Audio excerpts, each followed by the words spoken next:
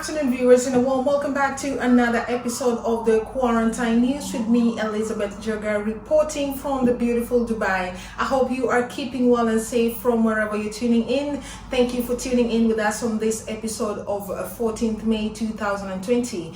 And we'd like to appreciate that you follow all our proceeds concerning the novel coronavirus.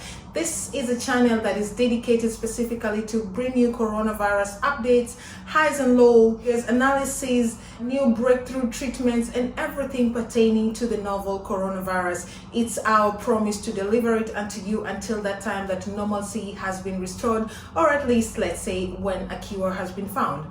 Now, today's episode is quite different because we are trying to break down the coronavirus effects on a continental level. So, given the time limit of the bulletin, we may just be able to cover two continents, that is going to be Asia and Africa, and the other continents will follow in the coming bulletins. Now we start with Africa.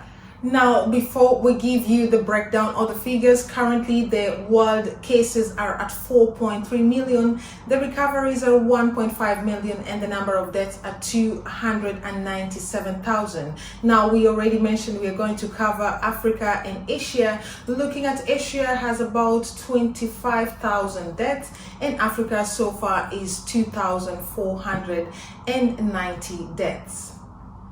Now, why is it important to track coronavirus cases, fatalities, and breakthroughs at a continental level? First and foremost, Africa has been that continent that has been portrayed as impotent or incapable, or let's just say all the healthcare experts have warned from the very inception that they are expecting Africa to be overwhelmed. Well, it might be true or may not be true. At the moment, Africa has lost former presidents. Africa has lost incumbent prime ministers, and a lot of public figures who are serving. It's lost people who are serving on a national capacity in whichever countries that they are in, and so on and so forth. Now, it has been about 2 months since the first coronavirus case was confirmed in Africa, and that was in Egypt. And up until now, today, the 14th of May, the number of cases are at 69,000, almost approximately 70,000, and the number of recoveries are at 25,000 approximately. Now we have lost a total of 2,410. Now it becomes important to understand that a lot of African countries, approximately 9 until now, have not recorded any case. Among them we have Madagascar, we have Eritrea, we have Namibia, and there are approximately 9, even going to 10. How is the fragile health system in Africa that the experts and the World Health Organization has been warning us about? Do the Africans have a different way to handle it? What has the Africans done differently to slow down the death rate and to slow down the infection of coronavirus cases in Africa? We see their counterparts in Europe and in the Americas.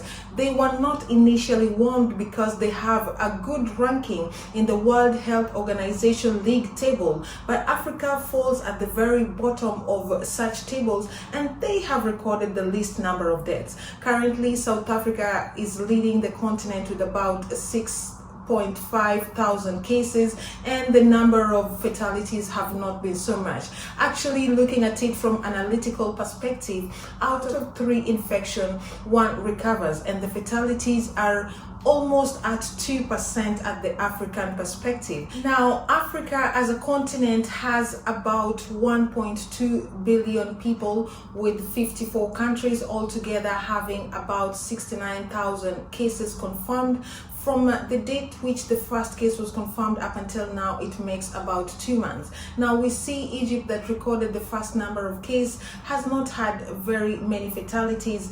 And what our big question or our main concern right now, is it something to do with immunity, or Africans are just having a way in which they're containing the coronavirus and they're not sharing to the rest of the world? We have seen the COVID organics emerge from Madagascar. We have seen a few breakthroughs breakthrough treatments emerging from Senegal, and there has been springing up and down breakthroughs, and the number of recoveries is also quite convincing. Our big question therefore is that before coronavirus was actually registered in Africa, the experts have been sitting down with elaborate analytics of how Africa is going to be affected. Now the big question becomes, is the World Health Organization prepared to save Africa should that time come when Africa actually gets overwhelmed?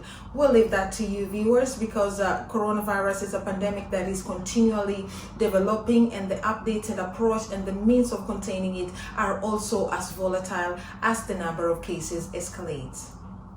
And now moving on to Asia. Coronavirus as a disease, as a viral disease, originated from Wuhan in China. That is an Asian country, and right now China has about 80,000 cases with only 4,000 deaths.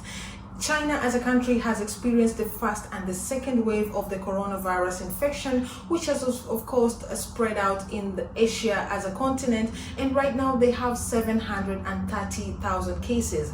Keeping in mind Asia is the biggest continent bearing so many people. The only difference from what the quarantine news is that Asians are more civic-minded and have more willing compliance to the governmental control measures that have been implemented to curb down the coronavirus as a disease and as a pandemic.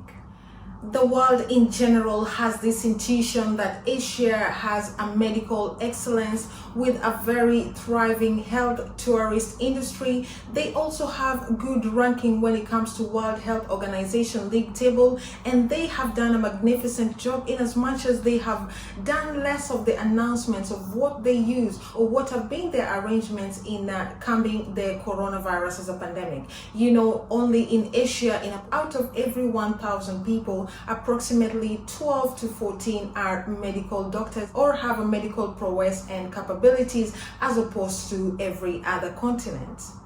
And now, as Asia as a continent continually set the baton when it comes to containing the novel coronavirus by applying systems technology, there is also something that the world in general need to observe, to emulate from the Asians in order to contain the novel coronavirus. The quarantine news will be looking at this in depth, and we'll be bringing that in the future bulletins on what the world needs to emulate to flatten the coronavirus infections curve. That's all we had time for here at the Quarantine News. I have been your presenter, and my name is Elizabeth Njoga.